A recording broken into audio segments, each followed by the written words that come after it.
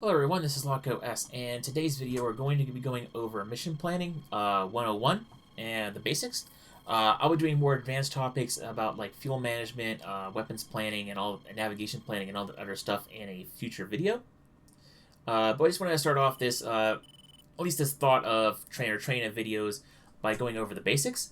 So mission planning is just as important as knowing your systems and completing your mission, and making it back safely as knowing how to operate your systems. This is also important for mission designers, as it will help with the creation of interesting content that at the same time takes the load off the players with dealing with setting up the aircraft, dealing with information, making sure that your missions are even playable, because that's also fairly important. And the good news is that mission planning can be broken down into multiple smaller portions that each inform the next stage of planning to minimize having to remake the plan from the start. Those steps are: you want to first know your mission objective, then you want to have your threat intelligence and friendly assets in the area, then you want to have your flight plan and navigation figured out, and then after that you want to know how much your fuel you need to want to bring along, and whether or not you're going to be required to do any air-to-air refueling. After that, it's going to be down to your weapons and delivery planning of those weapons, and then after that, especially for multiplayer missions, but even single-player missions, you want to set up your comms plan. So, knowing the mission objective is extremely important to planning everything else and can be deceptively complex. For instance, a seemingly straightforward COD mission can be interpreted and carried out in many different ways. Or the mission objective could be spelled out where there's only one way to complete the mission, and anything else is a secondary objective. And in either case, nailing down the goal as narrow as possible will help with planning the next few steps. The important thing about mission objective is that, for example, like if you try to make it too broad, for instance, like if you try to have just perform COD on the front line, coming up with your mission triggers for the mission creator will be a little bit more difficult, because you'll have to consider you have to go in and make an calculation to see, okay, what got destroyed, what didn't get destroyed, so on and so forth. Plus, also, you can have wildly different interpretations of that from the player, whereas you might just want the player to just basically shut down the SAM site so it can't fire on a friendly bomber formation, but instead they actually try to kamikaze towards it with a DOD loadout, where you're basically trying to destroy the entire SAM site so it can never be operational again. So that's how you can have a simple goal and be wildly interpreted in different ways. So having a fairly narrow objective in mind is usually for the best. You can even if you don't have a particular quote-unquote objective in mind, like destroy X tank or wipe out this, you can easily have a mission objective in mind that's like, I will fly out, and in this target area I will hunt down these objectives. And that's also perfectly fine, because you're trying to, again, narrow down your objective, narrow down your area of operations, stuff like that. The next phase of planning is understanding what threats are and where they are. The good news is that you don't have to give this in specific terms as a mission creator. As a mission creator, you can kind of give vague terms like, oh, like the enemy has SAM sites in this city, or the enemy has an SA-10 site somewhere in their back of the line, or the enemy has manpads scattered throughout the area of operations. So you don't have to give very specific locations of threats. You can even also be like, the enemy is known to have MiG-29 fighters, and then never have those fighters be encountered until later on in the campaign. So you can even play around with it and sort of toy with your players a little bit, where you can say that the enemy has all these big threats and then don't show them up for several missions, and then towards the end of the campaign throw them at the player. But even the good news is, for the player, if you pay attention to the subtle cues that the mission creator will be throwing at you, even if you just know that the area might be covered in AAA and manpads, it could completely change up all the following steps in how you want to fly and fight the mission. For instance, if you know that there's only going to be long-range radar SAMs in the area, you might want to fly low and fast. But if you know that there's only AAA and manpads in the area, you might want to fly a bit higher up, so that way you're not engaged by those AAA batteries, and manpad units. So after knowing your objective and what threats are in the area, your next step is to build a flight plan that'll get you to the objective area while not flying into threats needlessly. This is where having more specific intelligence of where your threats are is going to help a lot, as well as knowing where your mission objective is going to help quite a lot. However, even if you don't have a very specific location of your threats, having a vague idea of where your threats are and what they might be, you'll be able to plan routes into and out of areas that will keep you relatively safe. For instance, on a cap flight, the plan could be to patrol a route that you want to man. So you don't have to necessarily have a single objective target area. It could be like a whole front, and your objective as a cap flight is to cover that front. For a ground attack mission, it could be the very specific ground buildings that you want to drop your bombs on. Do note that for all air-to-ground work, make sure that both the coordinates and height of the ground are entered into any INS system that you have. If you are a mission creator, you have the ability as a mission creator to drop a waypoint in the mission editor directly on the target.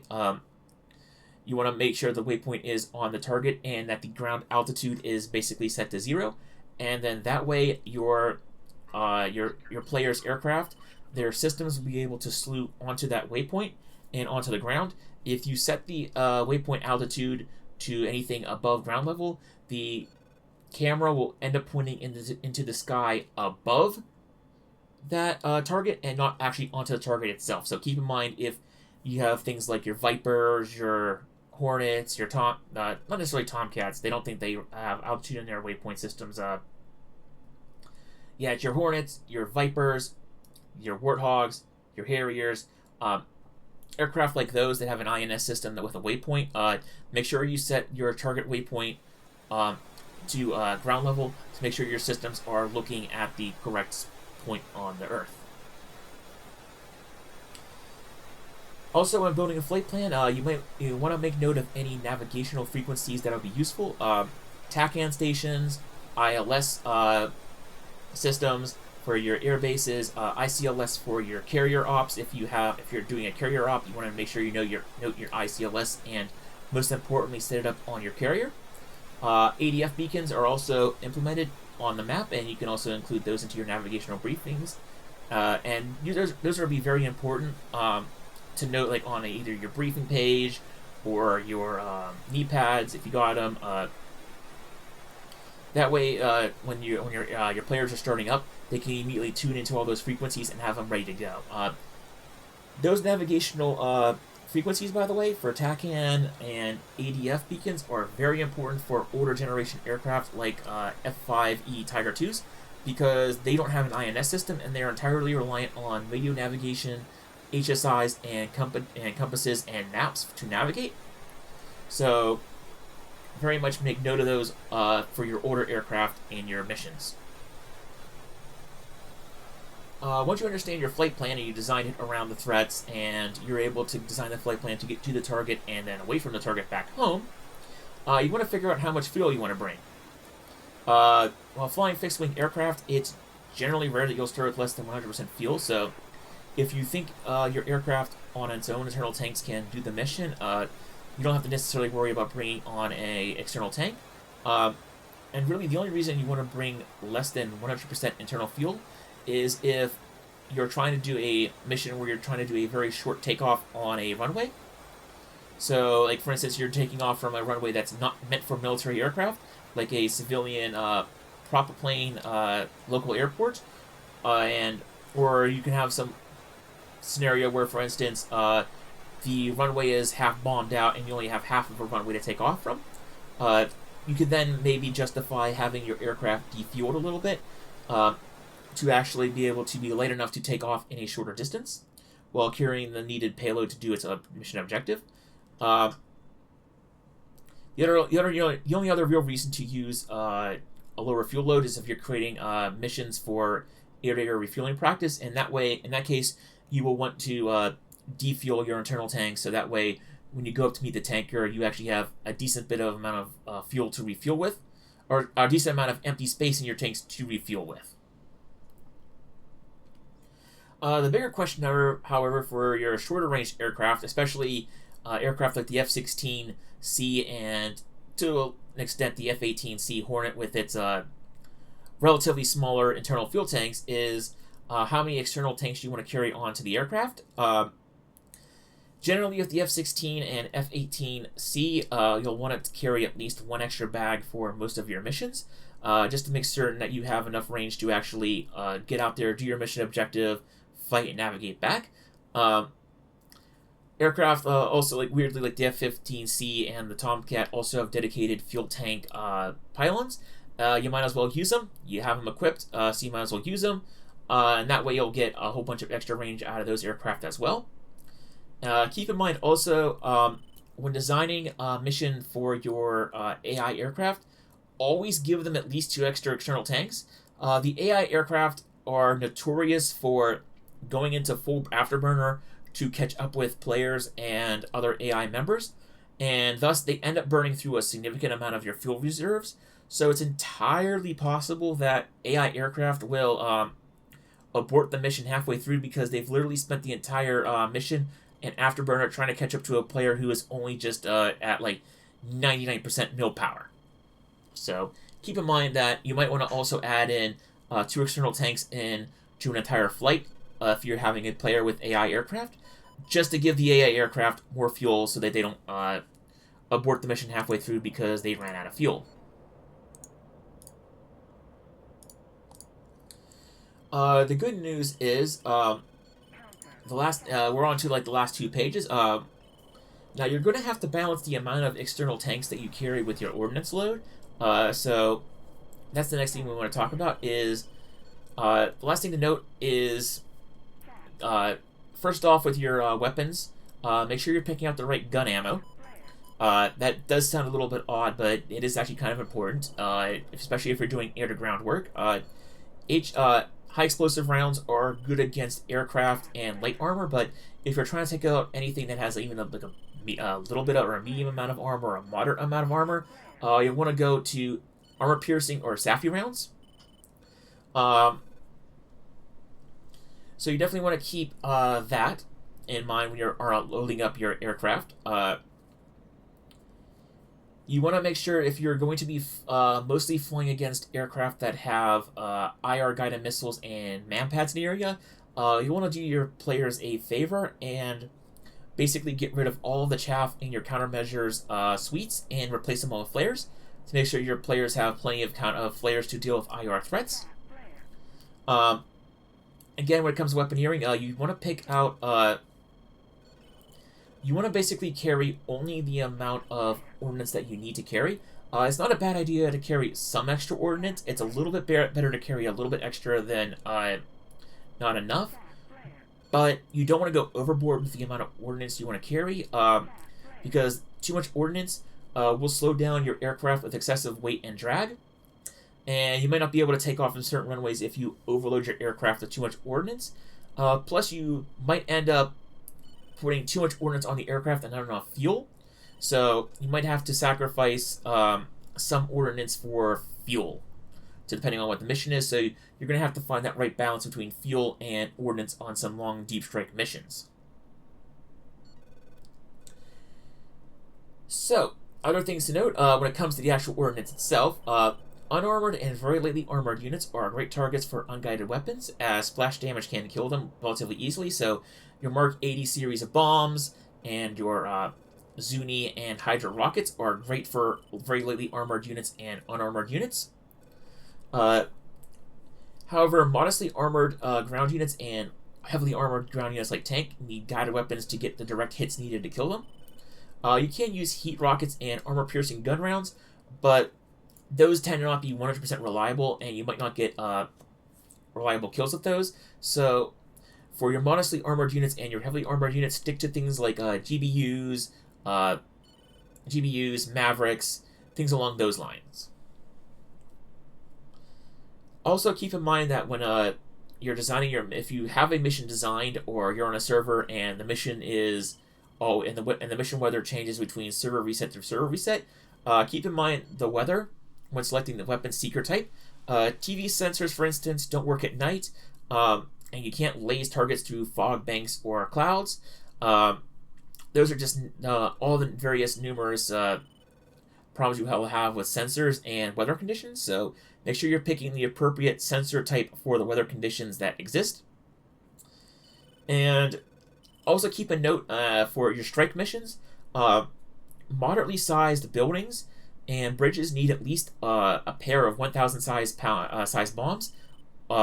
Sometimes you might get away with a single Mark 83 1,000 pound bomb.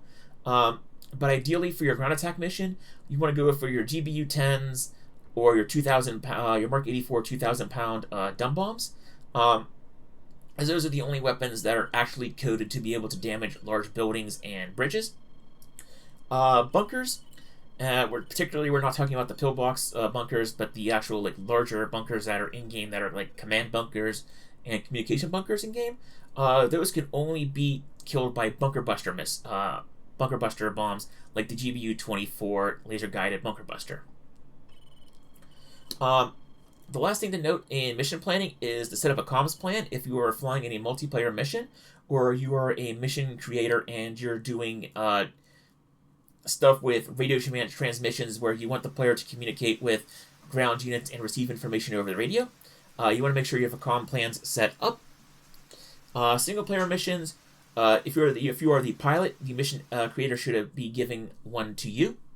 On servers, make sure you use the presets and coordinate with your wingman on frequencies that you will use if you are not using the presets that are given by the server admins. Make sure, by the way, if you are on a multiplayer server, that you are following the comms plan. They should hopefully, if they have any sense, put it in a kneeboard, put it in the briefing, and also put it on their website.